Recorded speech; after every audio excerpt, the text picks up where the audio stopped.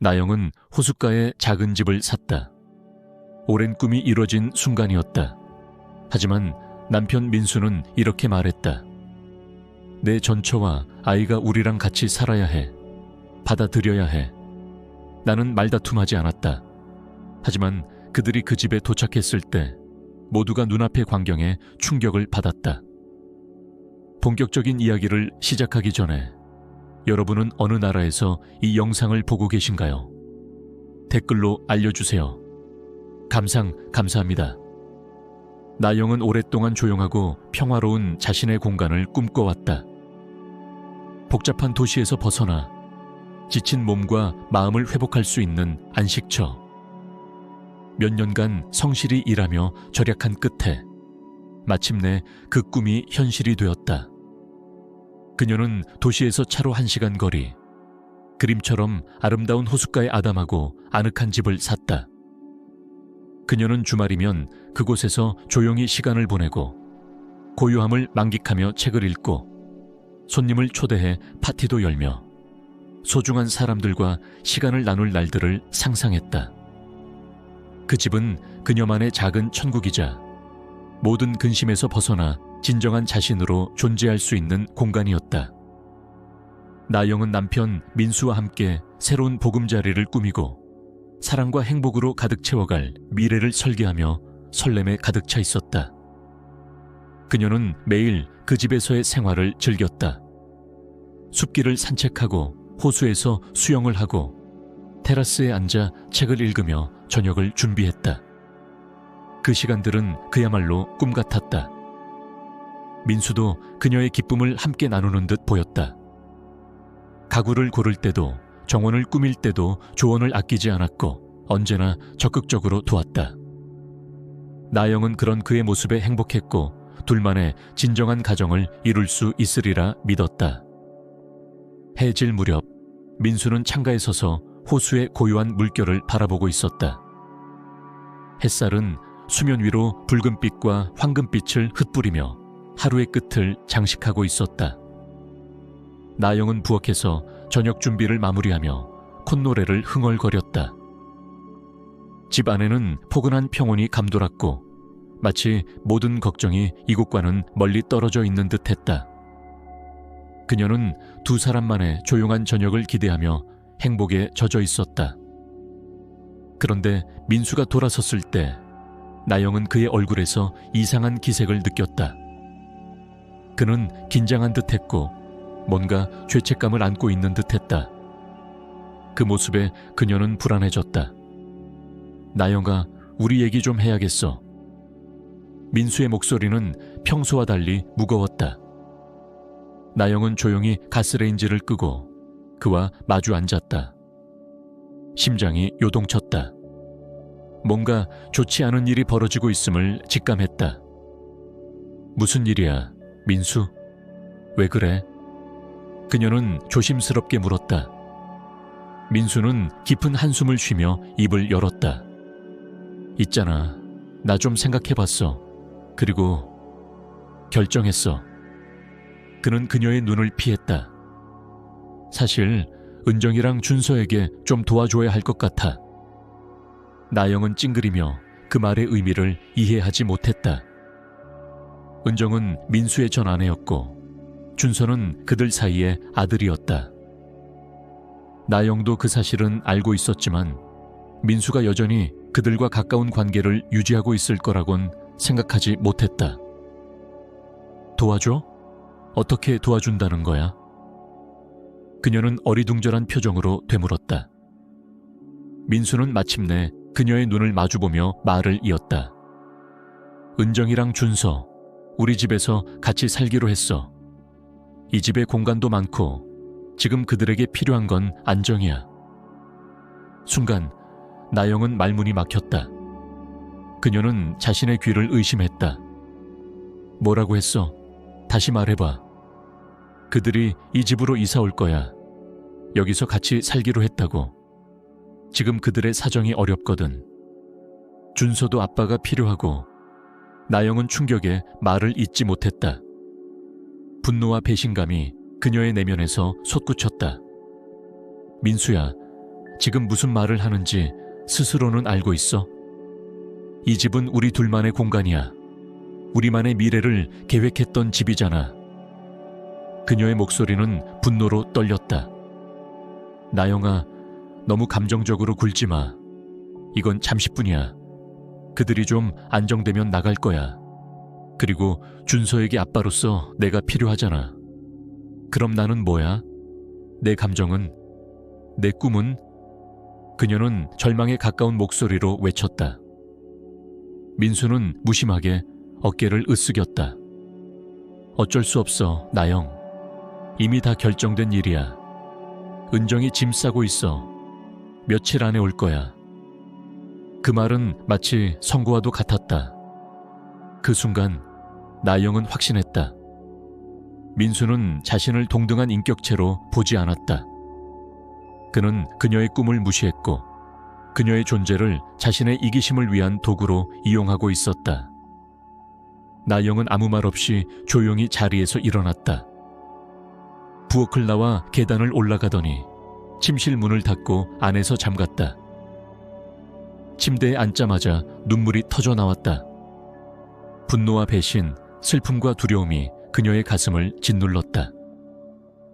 자신이 그렇게 공들여 쌓아 올린 삶이 얼마나 허무하고 쉽게 무너질 수 있는지 그제야 실감했다. 몇 시간이나 흐느낀 끝에 나영은 더 이상 눈물로는 아무것도 달라지지 않는다는 사실을 깨달았다. 이제는 행동해야 할 때였다. 그녀는 자신을 지키고 자신의 미래를 지켜내야 했다. 나영은 핸드폰을 들어 어머니인 서영숙 여사의 번호를 눌렀다. 엄마라면 늘 그녀를 지켜줄 수 있다는 걸 알았다. 엄마, 나 좀 도와줘야 할 것 같아. 그녀의 목소리는 떨렸고 눈물 자국이 채 마르지 않은 얼굴에서 절박함이 흘러나왔다. 무슨 일이야, 딸? 무섭게 왜 그래? 서영숙 여사는 걱정이 가득한 목소리로 물었다. 나영은 지금까지 있었던 일을 모두 털어놓았다. 민수가 어떻게 전처와 아이를 자기 허락도 없이 데려오려 하는지, 자신의 감정을 완전히 무시한 채 결정한 그 잔인함에 대해 이야기했다. 서영숙 여사는 조용히 그러나 단호하게 말했다. 걱정 마, 나영아. 방법이 있어. 기억하지? 그 집 내 명의로 돼 있잖니. 그 말을 듣는 순간 나영은 잊고 있던 사실을 떠올렸다. 처음 그 집을 살 때 혹시라도 모를 상황에 대비해 어머니 이름으로 등기해 둔 것이다. 그녀의 작은 보험이자 안전망이었다. 맞아요. 기억나요. 그럼 어떻게 할까요? 나영은 희망 어린 목소리로 물었다. 그 집 우리가 팔 거야. 서영숙 여사는 단호하게 말했다. 그런 남자와 그런 상황 속에 네 인생을 계속 내맡기면 안 돼. 그 집은 네가 행복하길 바라며 산 집이야. 그걸 누군가의 이기심 때문에 버릴 순 없어. 나영은 어머니의 말에 마음이 놓였다. 그녀는 결심했다. 이 결혼을 끝내겠다고. 이 집과 함께였던 지난 꿈을 떠나 새로운 미래를 향해 나아가겠다고. 고마워요, 엄마. 그렇게 해요. 지금 당장 뭐든 해요. 서영숙 여사는 즉시 행동에 들어갔다. 자신이 잘 아는 부동산 중개인에게 전화를 걸었고 빠르게 구매자를 찾기로 했다. 그날 밤 나영은 자신이 더 이상 피해자가 아니라는 걸 느꼈다. 그녀는 자신의 운명을 다시 자신의 손에 쥐었다. 민수에게 아무 내색도 하지 않았다. 그녀는 평소처럼 밥을 차려주고 빨래를 하고 웃으며 말도 걸었다. 그는 전혀 눈치채지 못했다. 하지만 그녀 안에서는 복수의 불씨가 서서히 타오르고 있었다. 그녀는 기다리고 있었다. 민수가 은정과 준서를 데려오는 그날의 모든 걸 무너뜨릴 계획이었다. 며칠 후 민수는 짐을 싸는 은정을 도와주러 간다고 말하며 집을 비웠다. 그가 떠난 사이 나영과 서영숙 여사는 모든 준비를 마쳤다. 집을 보고 간 구매자는 조용하고 평화로운 삶을 꿈꾸던 노부부 박상우 씨와 김미자 씨였다. 나영은 그들과 가격과 계약일을 확정했다. 서류는 모두 준비됐고 집은 이제 곧 다른 사람의 것이 될 예정이었다. 며칠 뒤 드디어 민수가 돌아왔다. 차 안에는 은정과 준서가 타고 있었고 트렁크와 뒷좌석은 짐으로 가득했다. 민수는 마치 세상을 다 가진 사람처럼 어깨를 으쓱이며 말했다. 자, 이제 우리 집이야. 너희도 분명 좋아하게 될 거야. 은정은 어딘가 망설이는 표정을 지었지만 억지로 미소를 지었다. 준서는 여전히 핸드폰 화면에만 집중하고 있었다. 그들이 차에서 내리자 집 앞에는 낯선 노부부가 서 있었다. 민수는 다가가며 인사했다. 안녕하세요. 저희 이 집에 살아요. 그 순간 박상우 씨가 조용히 물었다. 아, 그러세요. 그런데 누구신지 여쭤봐도 될까요? 민수는 당황한 듯 머쓱하게 웃으며 대답했다. 아, 저는 이 집 주인 나영의 남편이에요. 이 사람은 제 전처고 아이는 아들입니다. 오늘 이사 왔어요. 하지만 노부부는 잠시 놀란 표정으로 서로를 바라보더니 말했다. 이상하네요. 저희 어제 이 집을 샀는데요. 민수는 마치 정기 충격을 받은 사람처럼 멍해졌다. 그의 눈은 노부부를 번갈아 바라보다가 다시 눈앞의 집을 바라봤다. 이 집을 샀다고요? 그의 목소리는 갈라지고 있었다. 김미자 씨가 부드럽게 고개를 끄덕이며 말했다. 네, 저희는 박상우, 김미자 부부입니다. 이 집은 어제 정식 계약했고 명의도 모두 저희 이름으로 바뀌었어요. 민수는 갑자기 다리에 힘이 빠져 그대로 주저앉을 것 같았다. 머릿속은 텅 비었고 어떤 말도 떠오르지 않았다. 그는 어리둥절한 표정으로 집을 바라보았다. 그 순간 은정이 조심스럽게 물었다.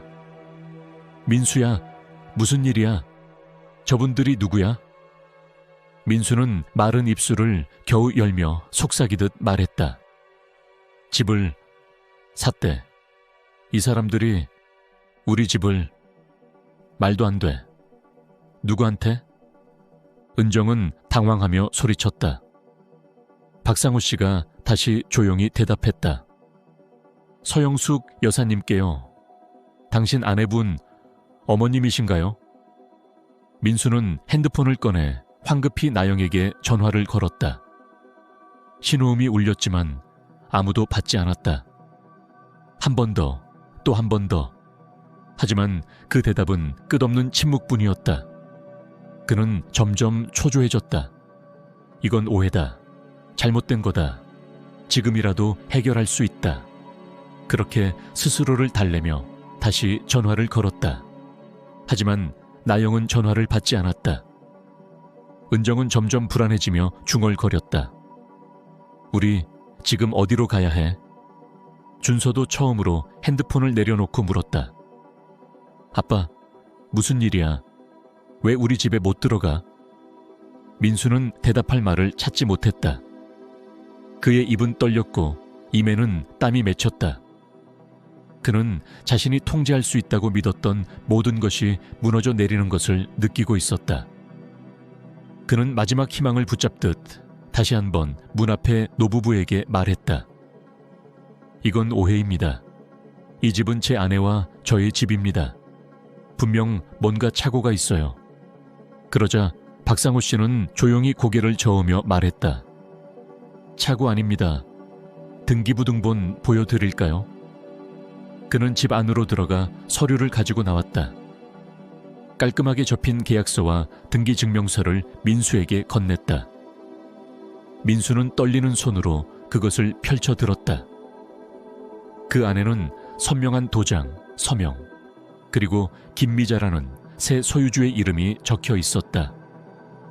그는 더 이상 어떤 희망도 가질 수 없다는 걸 깨달았다. 은정은 뒤늦게 눈물을 터뜨렸다. 준서는 묵묵히 그녀의 어깨에 팔을 얹었다. 민수는 집을 바라보며 자리에 얼어붙은 듯 멈춰 서 있었다. 자신의 오만함과 이기심이 부른 결과였다. 나영을 무시하고 그녀의 삶을 자신의 편의에 맞춰 움직이려 한 결과. 그 대가가 이렇게까지 클 줄은 몰랐다. 그는 다시 한번 나영에게 전화를 걸었다. 하지만 여전히 그녀는 받지 않았다. 그녀는 사라진 듯 연락이 닿지 않았고 그와의 연결을 완전히 끊어버린 듯 했다. 그 순간 박상우 씨가 조심스럽게 말했다. 젊은 분 안 됐지만 저희도 사정이 있습니다. 저희는 이 집에서 은퇴 후에 조용한 삶을 꿈꾸고 있었어요. 저희도 당황스럽지만 이건 정식 계약이고 저희는 살 권리가 있어요. 민수는 아무 말도 하지 못한 채 고개를 떨궜다. 은정은 수북이 쌓인 짐을 보며 속삭였다. 우리 이제 어디로 가야 해? 민수는 침묵을 깨고 조용히 말했다. 가자. 여기선 우리를 원하지 않아. 그들의 발걸음은 무거웠고 차는 천천히 뒤돌아 나갔다. 민수는 백미러로 점점 멀어져 가는 집을 바라보며 그 안에서 이제는 다른 이가 사는 현실을 받아들이고 있었다. 운전석에서 그는 계속 나영에게 전화를 걸었다. 한 통, 또 한 통. 그러던 어느 순간 드디어 메시지 한 통이 도착했다. 내일 오후 1시 내 사무실 근처 카페에서 보자. 그녀는 마지막 인사를 그 장소에서 하기로 마음먹었다. 아무런 의미 없는 곳에서 정리를 끝내기 위해. 다음날 오후 1시 나영은 약속한 시간에 맞춰 카페에 도착했다. 창가 쪽 조용한 테이블에 앉아 따뜻한 커피 한 잔을 주문했다. 그녀는 여전히 침착한 얼굴로 창밖을 바라보며 생각에 잠겨 있었다. 15분이 지나 민수가 숨을 헐떡이며 카페 안으로 들어섰다. 그의 눈은 초조했고 얼굴에는 땀이 맺혀 있었다. 나영가, 미안해. 늦었어. 그는 급히 그녀 앞에 앉았다. 나영은 대답하지 않고 조용히 커피를 한 모금 마셨다. 그들의 사이엔 무거운 침묵이 흘렀다. 잠시 후 민수가 입을 열었다. 이게 다 무슨 일이야? 그 집 박상우 씨 부부가 주인이라니. 너 도대체 무슨 짓을 한 거야? 나영은 커피잔을 내려놓고 그를 바라봤다. 표정은 차분했고 눈빛에는 단단한 결심이 담겨 있었다. 내가 뭘 했는지 너 정말 몰라? 민수는 당황한 듯 손을 내저었다. 넌 그 집을 얼마나 원했는지 알잖아. 우리 함께 꿈꿨던 공간이었잖아. 그걸 그냥 넘기다니 말이 안 돼. 맞아. 그래서 더더욱 조심했던 거야. 난 처음부터 그 집을 엄마 명의로 해놨지. 혹시라도 이런 일이 생길까봐. 넌 날 속였어. 민수는 이를 악물며 계약서를 책상 위에 내던졌다. 아니 민수, 속인 건 너야. 나영은 목소리를 낮추어 단호하게 말했다. 처음부터 말도 없이 전처와 아이를 데려오겠다고 한 건 너야. 받아들여야 해라는 말 기억나? 민수는 말문이 막힌 듯 고개를 떨궜다. 내 감정은 중요하지 않았지. 내가 어떤 기분일지, 어떤 생각을 할지 단 한 번도 묻지 않았잖아. 그 집은 내 꿈이었어. 내 안식처였고 우리의 미래였어. 그런데 너는 그걸 무시했어. 난 그냥 아이를 위한 거였어. 준서는 아직 어리고 아빠가 필요해. 난 그저 좋은 아버지가 되고 싶었어. 그래? 그럼 나는 누구였지? 네 결정에 따라 조용히 따라야만 하는 소품. 가구처럼 옮기면 되는 존재였어. 민수는 아무 말도 하지 못했다. 그녀의 말 하나하나가 가슴 깊숙이 박혔다. 민수야, 넌 늘 내 입장만 생각했어. 사랑이라는 이름으로 날 설득하고 조종하려 했지. 하지만 이젠 아니야. 이젠 그만할래. 그럼 이제 어떻게 되는 건데? 민수는 떨리는 목소리로 물었다. 그의 눈엔 절망이 가득했다. 이제 넌 네가 한 선택의 결과를 받아들이는 거야. 그리고 나는 너 없는 삶을 시작할 거야. 나영은 자리에서 천천히 일어났다. 그녀의 움직임은 흔들림 없었고 얼굴엔 더 이상 미련이 없었다. 그녀는 돌아서며 마지막으로 말했다. 잘 있어, 민수야. 내 인생에서 널 지울 시간이야. 그녀가 문을 나서자 민수는 마치 마비된 사람처럼 그대로 앉아 있었다. 주변 소음도 지나가는 사람들도 그의 눈에는 들어오지 않았다.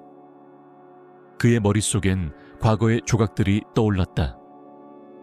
처음 만났던 순간, 결혼식, 그리고 그 집을 함께 꾸미던 날들. 이제는 모두 지나간 환상일 뿐이었다. 임시로 머무를 곳은 어머니 서영숙 여사의 집이었다. 나영이 집으로 돌아왔을 때 어머니는 따뜻한 품으로 그녀를 안아주었다. 그녀의 눈빛엔 안타까움과 동시에 자랑스러움이 담겨 있었다. 우리 딸, 이렇게까지 강할 줄은 몰랐네. 서영숙 여사는 딸을 꼭 껴안으며 말했다. 엄마 덕분이야. 아니었으면 나 자신을 잃었을지도 몰라. 나영은 눈물 섞인 목소리로 대답했다. 이젠 다 괜찮아질 거야. 넌 아직 젊고 예쁘고 능력도 있잖아. 앞으로 좋은 일만 생길 거야. 며칠 동안 나영은 어머니 집에서 조용히 지냈다. 마음을 추스리고 스스로를 다시 세우기 위한 시간이었다.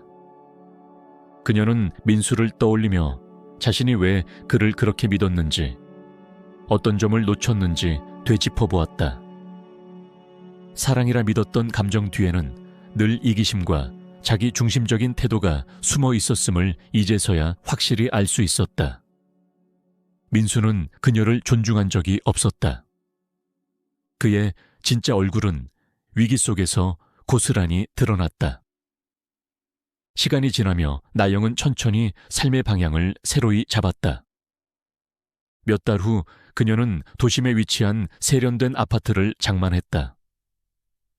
집은 크지 않았지만 그녀의 취향과 감성이 가득 담긴 공간이었다. 새로운 공간은 그녀에게 위안이자 다시 시작할 수 있다는 용기의 상징이었다. 그녀는 다시 일에 집중했고 사업도 안정적으로 성장해 나갔다. 여행을 떠나 새로운 풍경과 사람들을 만나며 세상과 다시 연결되었다. 새 친구들도 생겼고 더 이상 혼자가 아니었다. 무엇보다도 자신을 진심으로 사랑하는 법을 다시 배워가고 있었다. 민수와의 시간은 아픔이었지만 동시에 중요한 교훈이기도 했다. 그녀는 더 이상 자신을 희생하며 타인의 욕망에 휘둘리지 않을 것이다. 그 어떤 사랑도 존중과 진심이 없이는 의미가 없다는 것을 절실히 깨달았다. 어느 저녁 그녀는 테라스에 앉아 노을이 물든 하늘을 바라보았다. 바람은 부드럽고 공기는 따뜻했다. 그녀는 조용히 웃었다. 모든 것이 끝난 것이 아니라 이제부터 진짜 인생이 시작되는 거라는 걸 알았다. 그녀는 더 이상 과거를 후회하지 않았고 앞으로의 길을 두려워하지도 않았다. 그녀는 알았다.